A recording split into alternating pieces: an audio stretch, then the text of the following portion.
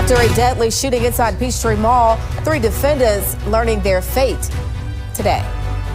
And an EBT crackdown, the new bill that would ban certain snacks and drinks from SNAP. And a new Supreme Court fight over who gets to register and vote in America. And Georgia is now in the middle of it. What the case could mean for proof of citizenship rules. Coverage you can count on. You're watching WTVM News Leader 9 Evening, sponsored by Montlick Injury Attorneys. Hello, everyone, and welcome to News Leader 9 Evening. I'm Rosalind Giles. Thanks so much for joining us. In our top story tonight, a guilty verdict for all 3 defendants in the deadly Peachtree Mall shooting in Columbus in a retrial. Guilty this 8th day of April 2026. Jury has convicted Xavier Jones, Terrell McFarland, and Takoa Young again on malice murder, felony murder, aggravated assault, and street gang terrorism and Prevention Act violations. Xavier Jones was also found guilty of an additional charge, possession of a firearm, in the death of Anthony Meredith Easter weekend 2016. Their original convictions were overturned in 2022 due to juror misconduct. All 3 defendants now awaiting sentencing as they've already served about 9 years in prison. A homegoing service today for a young woman killed in LaGrange. Family and friends gathering at New Community Church to say their final goodbyes to 26-year-old Jakayla Harris, seen here. She was killed last Monday, along with 18-year-old Jamarcus Kennedy, during a shooting at Cameron Crossing Apartments. LaGrange city officials addressed the public April 1st in a press conference saying, quote, "We cannot accept this as normal," referring to that and other violence in the area. No arrests have been made in the shootings.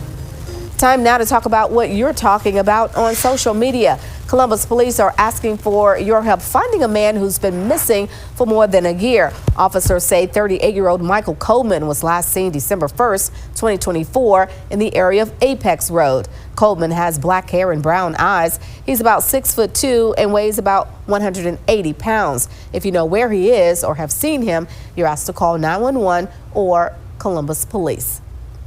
Chattahoochee Valley Community College naming its next president. Dr. Annette Funderburk has been appointed to lead CVCC after serving as interim president since December 2025.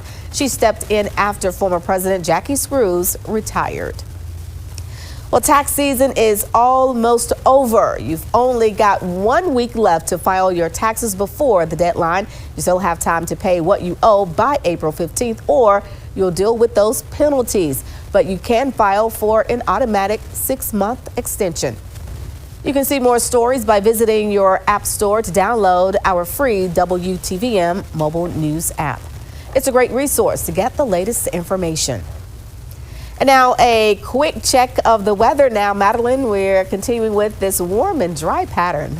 Yes, we're going to continue to stay dry and warm as we move later on into the week and into the weekend. Right now, we've got some pretty mild temperatures, 70 in Columbus, 63 in Buena Vista, 71 in Fort Benning. Overall, again, very mild, and it's still a great time to go and get that walk in for the night because we're not looking to get too chilly, at least not until we get into tomorrow morning.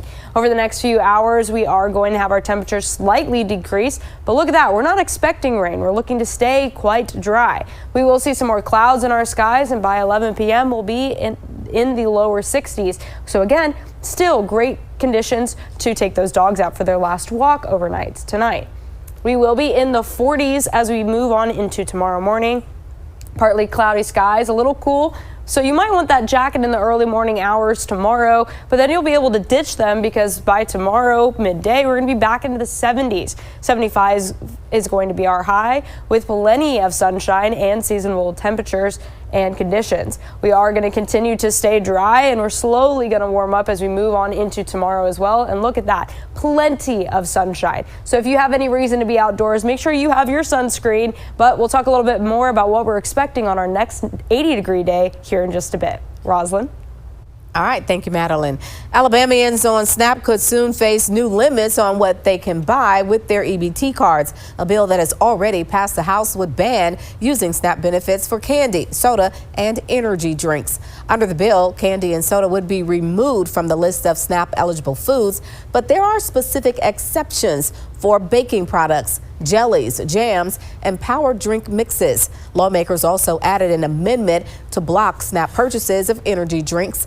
More than 20 other states, including neighboring Tennessee and Florida, have already won federal approval from the U.S. Department of Agriculture to put similar rules in place. On the House floor, bill sponsor Representative Reed Ingram said securing that federal backing will be critical for any changes in Alabama to move forward. I think now the feds have seen that it needs to be cleaned up. It was not intended for candy bars and Coca-Colas. It was intended for healthier, nutritional food.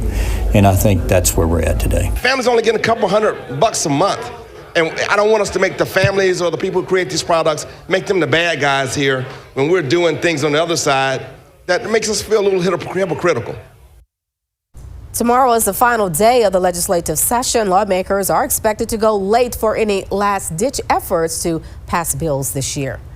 Georgia lawmakers are several big bills, they say, made it across the finish line during this year's legislative session. Among them, measures aimed at lowering property taxes and saving homeowners money. Senate Bill 33 is a revision of House Bill 1116, aiming to lower property taxes. The idea is to supplement property taxes for sales taxes. Representative Vance Smith says the Senate's new bill puts a cap on property taxes instead of lowering them to zero over several years like the original bill wanted. Senator Ed Harbison of Columbus says while he agrees with the idea of lowering property taxes, this bill isn't the best way to do it because the amounts of sales tax the city generates is never guaranteed.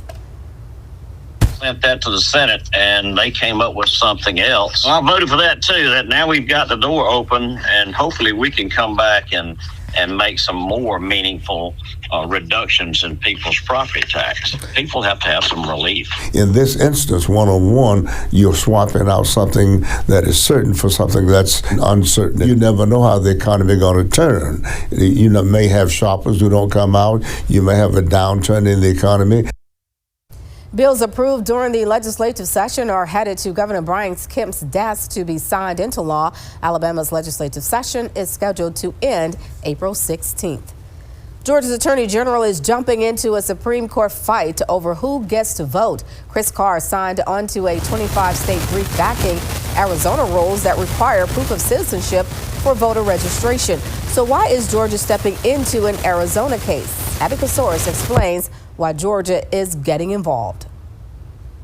Attorney General Chris Carr says he's protecting your vote, that Georgia already does this and other states should do the same, while voting rights advocates say Georgia is getting pulled into an out-of-state political war. Georgia joins a Kansas-led coalition urging the U.S. Supreme Court to bring back parts of Arizona's 2022 election law, requiring proof of citizenship to register. Everybody's got to know that it's safe, it's secure, it's accessible and transparent. Carr points to Georgia's citizenship audit. The Secretary of State's office says it found 29 citizens on voter rolls. 9 had voted, most before Georgia's toughened citizenship checks through driver services back in 2012. As a voter, I want to know that my vote counts. But the Georgia NAACP says Georgia's chasing a rare problem that could create new barriers for eligible voters. Voter integrity means having access to the ballot. Democrat State Representative Tanya Miller, running for Attorney General, calls this politics, not public protection, costing taxpayers. He is essentially doing a soft shoe to the election deniers. He knows that our... We apologize for that, but that was our Abby Kasoris reporting.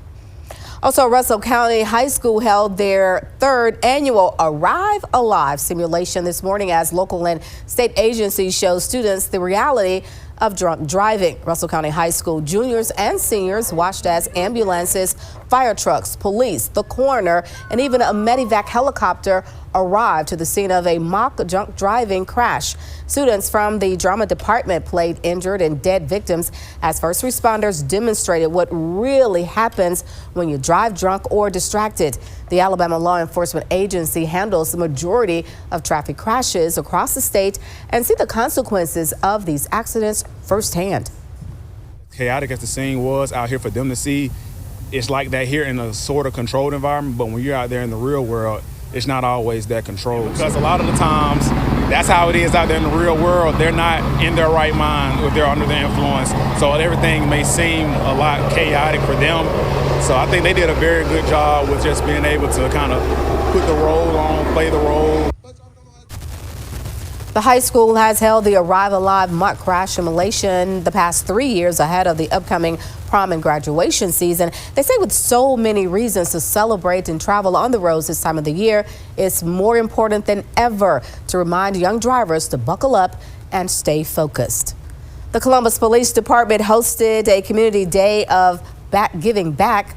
The day they asked people in the Chattahoochee Valley to join them in donating the St. Anne outreach for their food pantry. Officers stopped by the nonprofit on Box Road to drop off those canned items and dry goods to help local families. And while giving back, the community had a chance to come out to meet CPD's newest K-9 unit member, joining Coat and Havoc, and say hi to the Motor Squad, Community Policing Unit, and SWAT team, as you see them standing right there.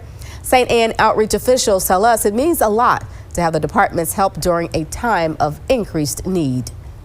This is tremendously helpful to have the police department here and to bring, their forces here to just kind of bring the community together. St. Anne Outreach says that the greatest needs right now are pasta, rice, canned vegetables, also fruits, soup, oatmeal, instant mashed potatoes, and shelf-stable milk. Learn more on how to get involved on our WTVM News app. Infantry Week on Fort Benning is now underway as some of the nation's best U.S. Army soldiers come to compete, train, and demonstrate what it means to be in battle. Infantry Week consists of 5 events over 8 days. The International Sniper Competition, the Lacerda Cup Combatives Championship, Best Ranger Competition, the Best Mortar Competition, and the new Best Jump Master Competition. And this morning, our crews on base watched as 15 teams of 4 soldiers took part in the Best Mortar Competition, consisting of a 2-mile run and a variety of timed workouts.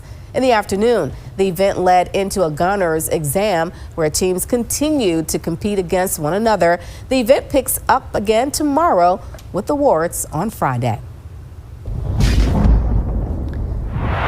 Well, let's take a look outside on our Benson Law Firm Alert Center Skycam over Pine Mountain right now in Callaway Gardens. We are still seeing some clouds in those skies, and it looks very nice, though, regardless. We are still seeing some very comfortable temperatures as we move on into the rest of the day as well and into our evening. Right now, it's 70 in Columbus, 69 in Eufaula, and 64 in LaGrange. We do have some winds that are keeping us a bit gusty and breezy.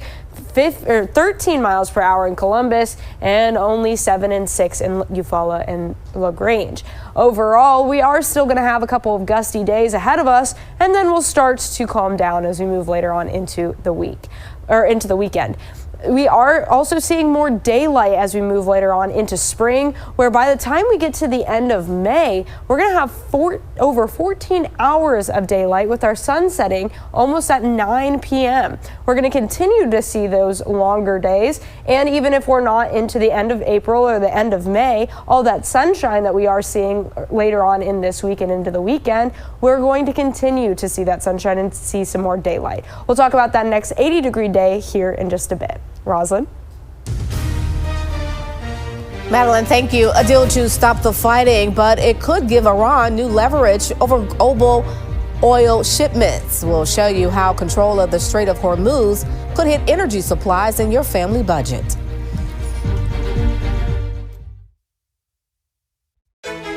The candidates, the debate, the event.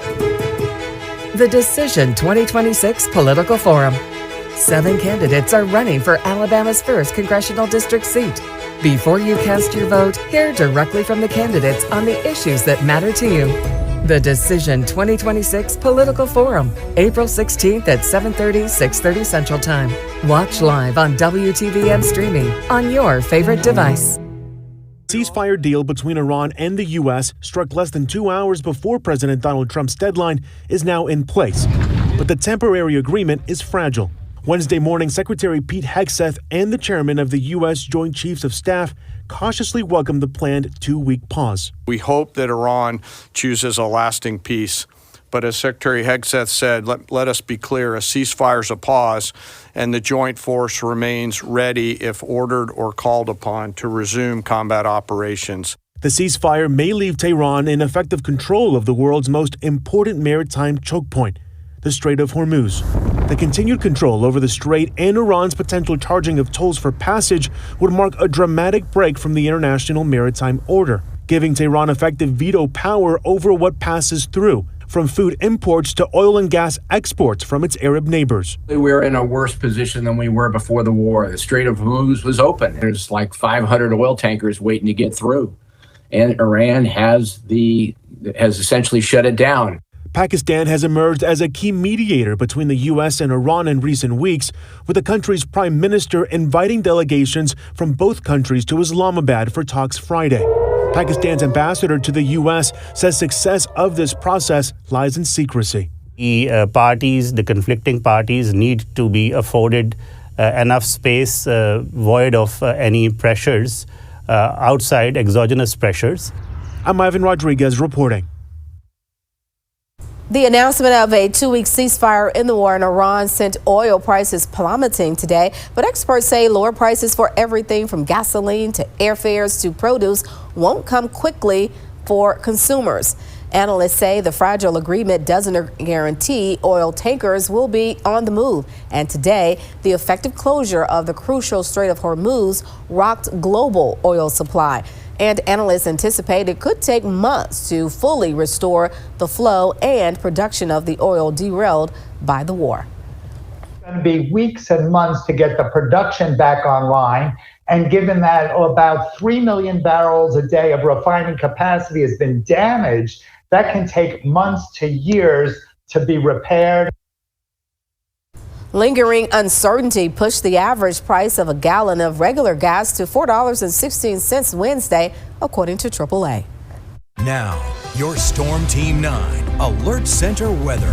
Let's look at what we're expecting as we move later on into our 9-day. For tomorrow and Thursday, we're looking to have a cool start where 40s are possible. And then by the time we move on into the weekend, we're going to be back up into the 80s. Much different than the 70s we've seen this week. And then we're going to continue to stay dry. We could use that rain, but we're looking to stay dry. Some of us may have seen some sprinkles of showers as we moved later on into our evening as we were heading home, but we're dry now. We've got some clouds in our skies, but we're looking to see those clear out as we move later on into tonight and into tomorrow. We aren't, unfortunately, going to see any rain. This is the rainfall total that we're expecting over the next 7 days. And you can see the majority of Georgia and Alabama are looking to stay completely dry. Out to the west, they're looking to see much more rain. And out over the Atlantic, also much more rain than what we're seeing here at home. We've got a high pressure system that's currently set up over top of us that's keeping away the potential of those showers while also bringing those warmer temperatures here at home. So let's take another look of what we're expecting as we move later on as well. That pollen is looking to be quite high with those warmer temperatures and that lack of rain. We're going to continue to have high pollen counts. So you want to make sure that you have those tissues on hand because unfortunately that pollen's not going to be going away anytime soon. We are going to stay in the 70s for our Thursday and Friday. But as we move on into the weekend, we'll be back up into the 80s, continuing to then get into the mid 80s as we get into mid next week. So if you're outdoors, make sure you have that sunscreen because we're going to see not only warmer temperatures, but also see that sunshine. For our Thursday and Friday, you might want that light jacket as you're heading off to work and school, but then once again, you'll be able to get rid of it because it's going to be back up into the 70s. Then by next week, we'll be close to the 60s as you're getting ready for work and school. So you won't need those jackets, especially as we get into Wednesday, where we're going to be pretty mild. Our weekend is looking to be quite warm, 83 on Saturday and 85 on Sunday, plenty of sunshine, and again, no rain. We're not expecting to see any rain, at least not over the next 7 days.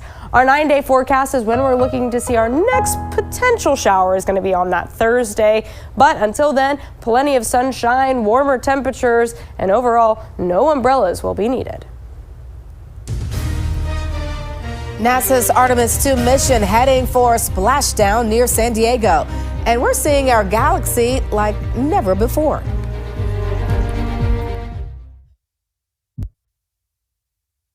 Tonight, we're getting a fresh look at a galaxy we call home. Thanks to the Artemis II mission, the crew made up of 4 astronauts captured this breathtaking photo of the Milky Way following their lunar flyby.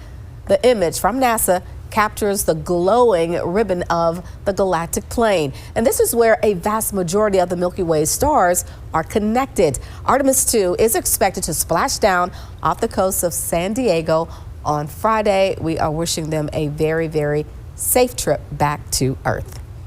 That's going to do it for us for right now. Thank you so much for joining us. We'll see you back here tonight at 11 o'clock.